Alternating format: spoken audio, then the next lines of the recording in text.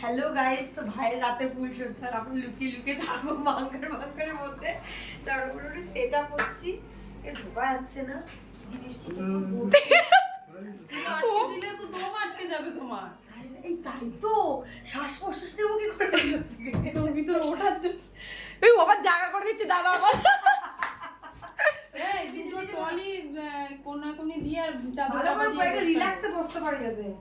নিচে করে দাও সব। এই কিটা ও এগুলো না, এগুলো না। রিল্যাক্সে বসতে পারি। Tata, good night. বেশি কিন্তু আটকিও না, হ্যাঁ? Good night. দোমানকে তাও তালা মেরে দিলে কিন্তু মনে কি আমি না, না, না, না, পড়ে না। যাবো।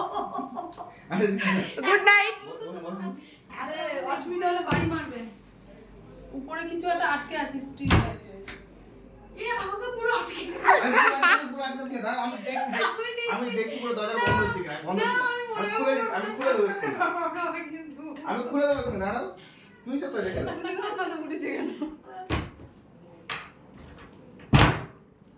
এই দম